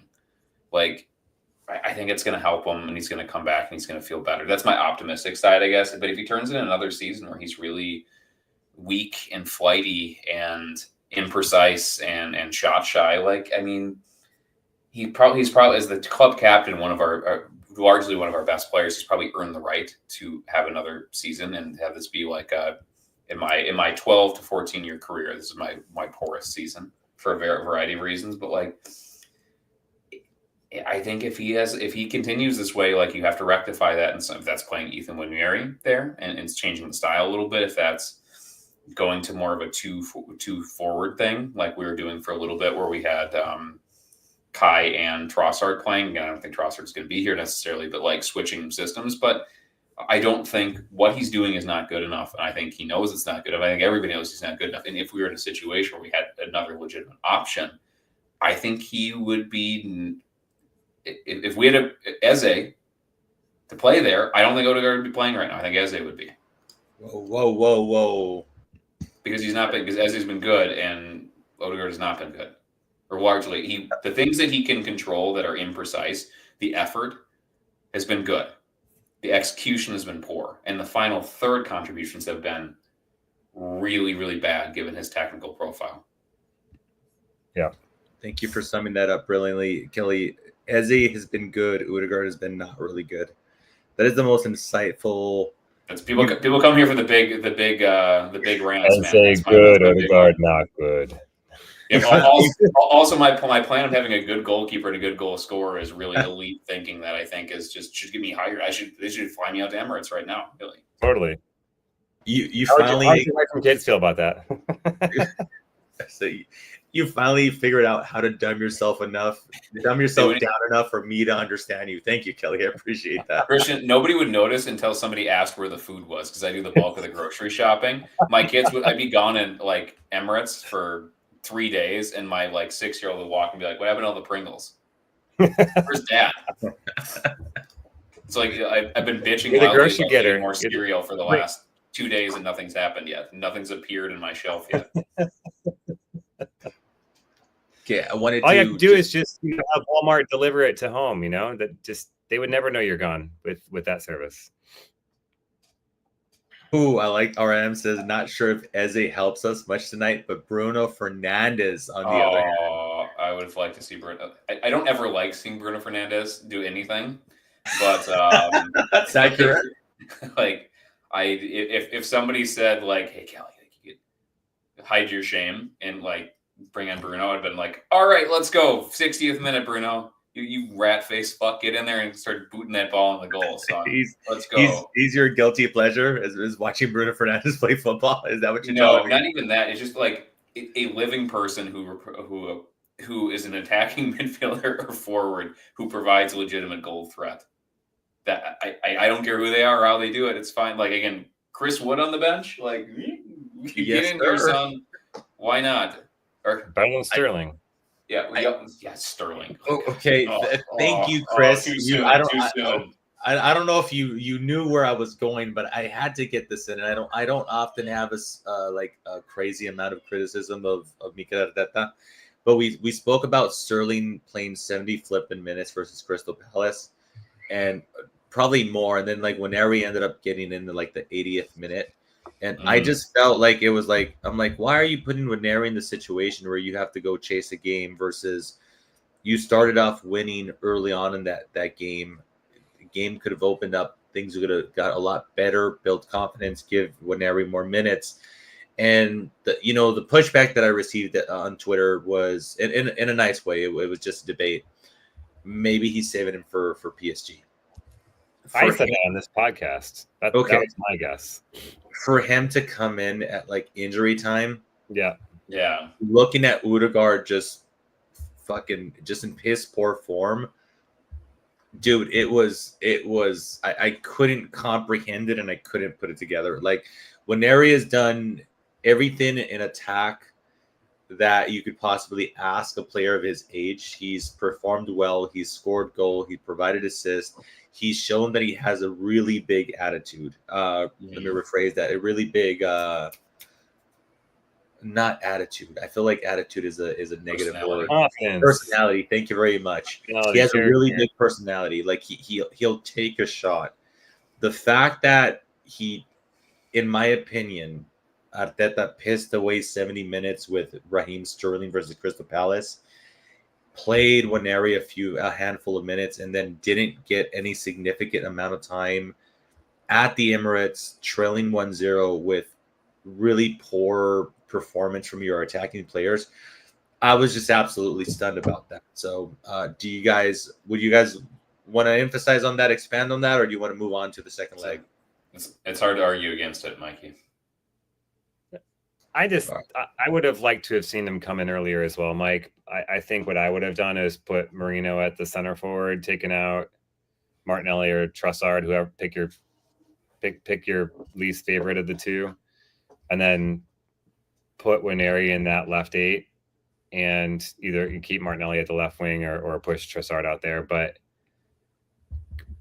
because I think what I wanted to see was us attacking central spaces, because if all we did was attack from the wing with PSG sitting deep protecting a 1-0 lead, all we were doing is hoofing crosses in a box.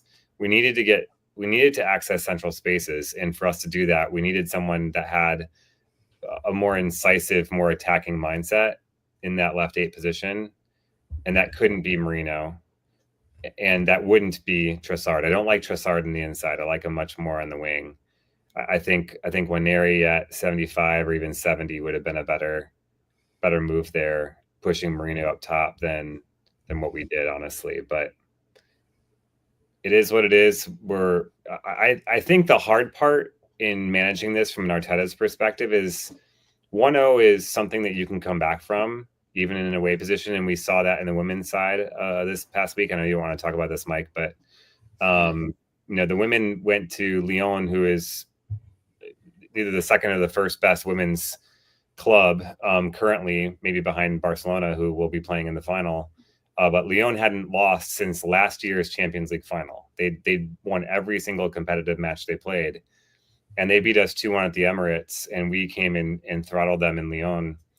And so I have hope that we'll have something for PSG when we go there, because we're only down 1-0 on the men's side. The problem is at the end of that game where you're down 1-0, if you try too hard to tie it up, you could be giving up a goal going the other way, and now you're 2-0 down, going on an away leg. And I think that's a much different proposition. And Ramos did hit the crossbar. I think he would have been offsides, actually. Yeah. But Ramos did find himself in insane acres of space and just fucking lashed it. But again, two things about that one, I think, the caveat. One, I do think he was offsides. They just didn't. It went on a bounce and we got a goal kick, so who cares? They just played on, which is fine with me. And two, Raya was really close to tipping it. So I think if it would have been in the bottom of the net, I think Raya would have gotten to it, because it was like millimeters past his hand. Mm-hmm. So I there's that caveat too. I don't think that him just lashing the ball directly at the crossbar would have played out for him. But anyway, regardless. At one point in time during this game, intrusive thoughts here that I had, I was kind of like, why don't you just play Trossard, who has played left 8 for us? I halfway through, I did think to myself, why don't you play Trossard left 8 and just put Merino up front? That's just a thought that came to my mind, because I value Merino as a striker, or I value Trossard playing deeper. I don't know, but let's talk a little bit about the return leg. Just a quick summary. We don't have to deep dive because it's not going to be a full-on preview, but just having Thomas Partey, seeing Thomas Partey being so incredibly effective versus Real Madrid. I have the opinion that he's been the best midfielder that we've had in form and healthy midfielder that we've had in the club this entire season. So he was obviously a massive miss. We all saw how Declan Rice reacted when he got the yellow card. He was 10 times pissed, and rightfully so. There is no doubt whatsoever that Thomas Partey was missed this game. Moving forward in the Park of Princess, however the hell you pronounce that, we're gonna have Thomas Partey. But I want to hear you speak French more often, Mike. This is hilarious. Yeah, we're 7. God damn it. Yeah, thank you. There's no doubt that Thomas Partey playing at the base, liberating Declan Rice on the left, creates a whole, and Merino up front creates a whole different dynamic in the Arsenal. We saw how well they played versus Real Madrid at the Bernabeu. Look, despite we've had some highs and some lows during this podcast, again, I'm gonna end it on my end how I started it. I still am not ruling Arsenal out. I'm not, for as frustrated I am with these 90 minutes, I am no way, shape, and form thinking that we're completely out of the tie. And it's kind of a nice place to be. So I don't know, Chris, talk to me, man. How are you feeling? Optimistic or not? I wouldn't say optimistic. I think anytime you're facing a 1-0 or more deficit going into an away leg of the Champions League in a stage of the Champions League that we've only gotten beyond once in our whole history, I think it's hard to be optimistic. I do think our superpower as a club is that we're hard to beat. So at the very least, I don't think we're going to go there and get pummeled. I don't think what I'm trying to say is I don't think it's going to end 4-0 in aggregate. I think, though, we're going to have to get a goal early in order to make that a contest. Because I do think that PSG will threaten our goal at least once, and we're going to need to survive that. I think if this was Inter, I would say I have no hope, because I think Inter can just shut up shop and you're done. I don't think PSG has it in their DNA under Luis Enrique to just sit there and defend for 90 minutes and frustrate the hell out of you. They're not going to do like a nasty low block, like a prime Mourinho at Chelsea and just stink the game out. I just don't think they know how to do that, this iteration of PSG. So there's always hope that we're going to be able to find a hole in one of our, Saka or Marino or somebody is going to come up with a goal, or Declan Rice on a set piece or something is going to come up with a goal.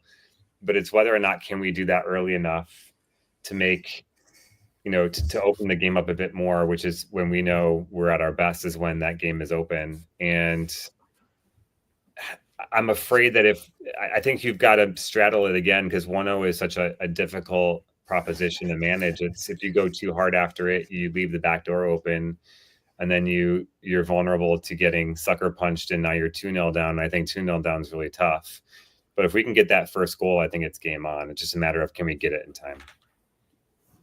That's my sense. Can I be negative Nancy? You're going to say we have no chance. Go for it. There's not no, but I think that it's very unlikely that the collection of my concern is not us. We're not going to get blown out, because we don't get blown out. We do not lose by more than one goal. Yep. Hardly ever. Like, what have we lost by 2 goals like a handful of times in like the last 18 months? Every match that we play that we don't win is basically a draw or a 1 goal loss. Like, we don't get better. We're not going to get better at PSG. We do not have people that can kick the ball, enough people who kick the ball in the net. That's the problem. The issue is entirely related not entirely.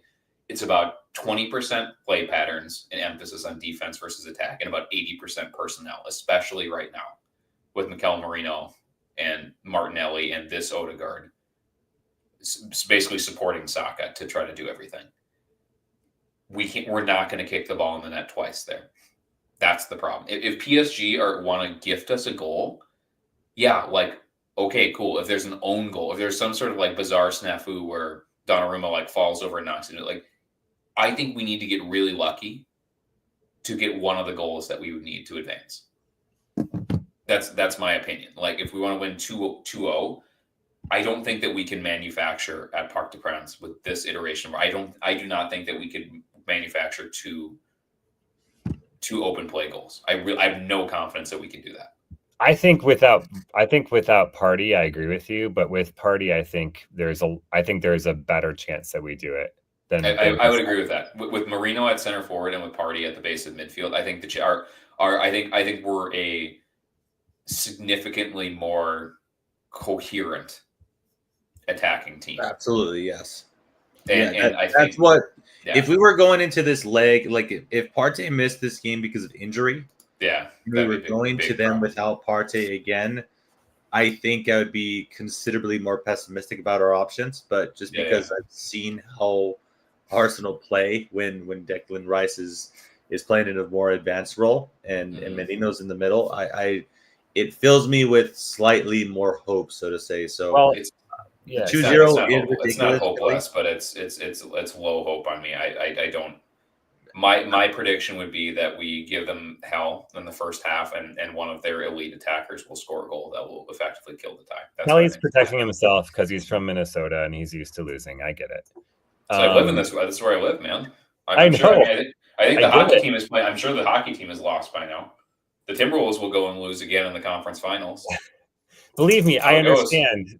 My other major rooting that hurt. interest is the most successful college basketball team to never win the national championship. I totally get it. It's a lot like Arsenal. We're the most successful European club to never have a Champions League. I mean, the similarities are very similar.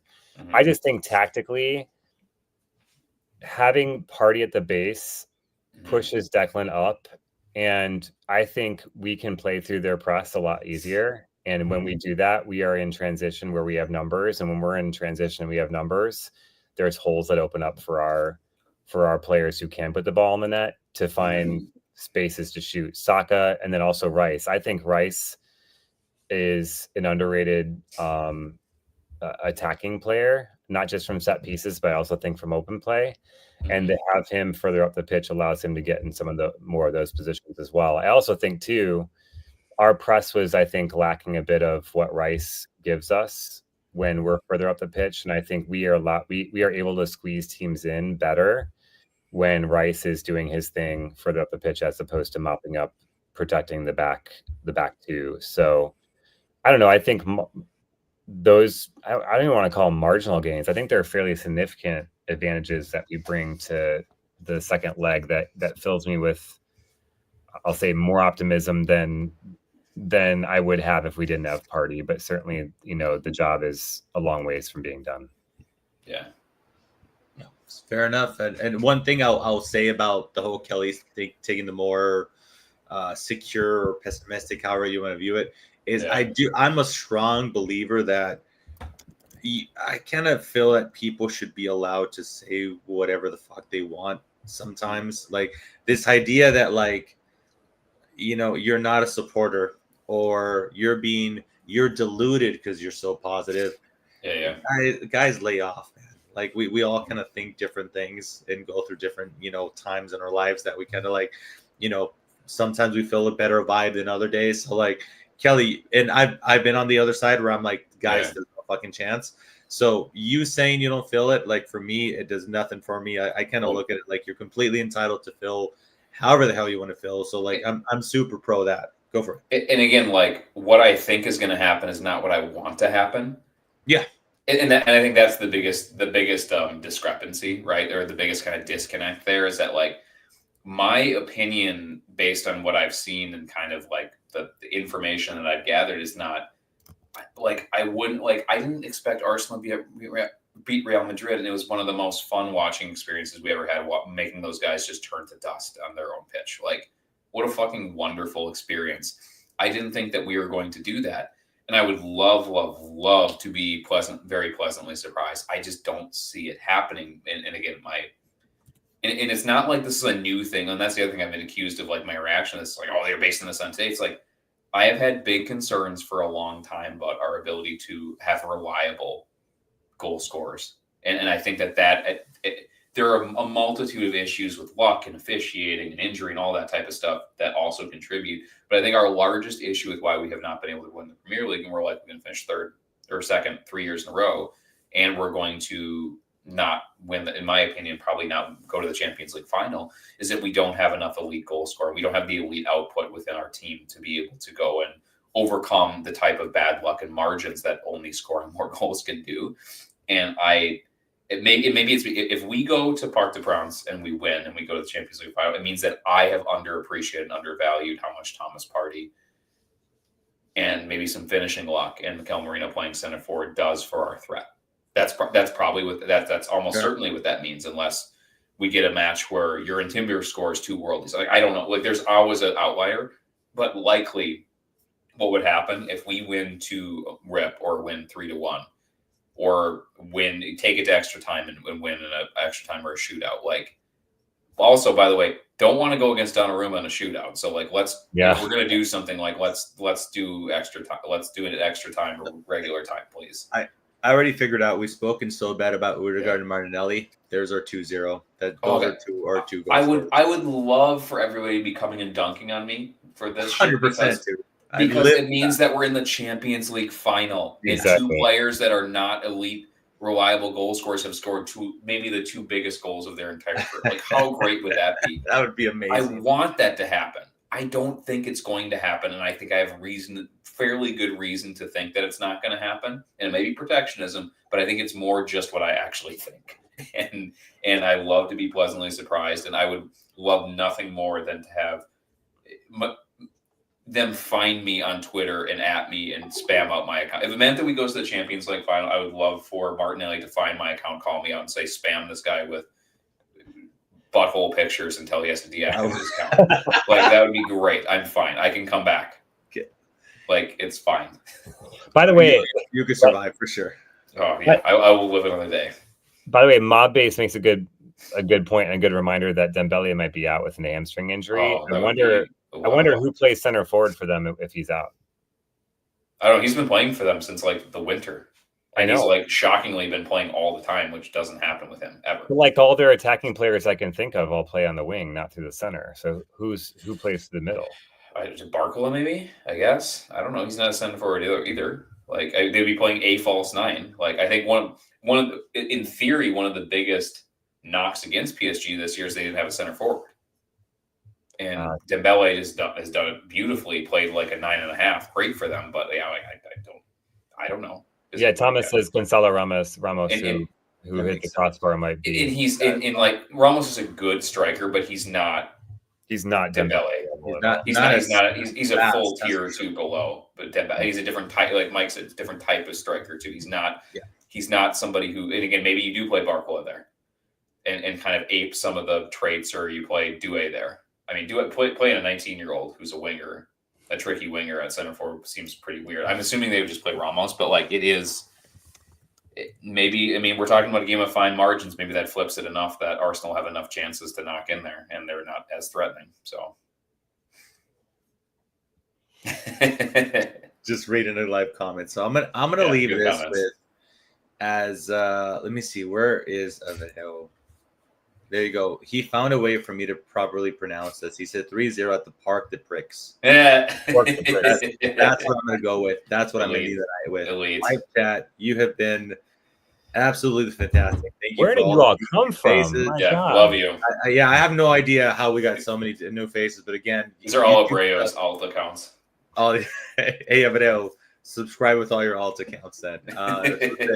Yeah, all jokes aside, Thomas, you're new, RM new, Mob new, Dan was new. It was fantastic. A video with his multiple accounts that we do recognize was in there in the live chat. Ryan as well. Thank you so much for joining us. I've been Mike, your host. Chris at Suburban AFC. You got Kelly over here at South Metro AFC. We've been Not Another Arsenal podcast. You could also find us on Apple Podcasts, Spotify, and the YouTubes. Of course, before you head out, make sure you give us a like. Tell a friend. As always, up the Arsenal. And here's to a good Champions League, boys. Let's go. Bye. Right foot this time, Martin Odegaard. Zinchenko from Ketchia, it's in, it's 4. Martinelli tiptoeing in. Predatory, perfect. There is a gorgeous arrogance about Arsenal now. It really is. They are enjoying every second of this.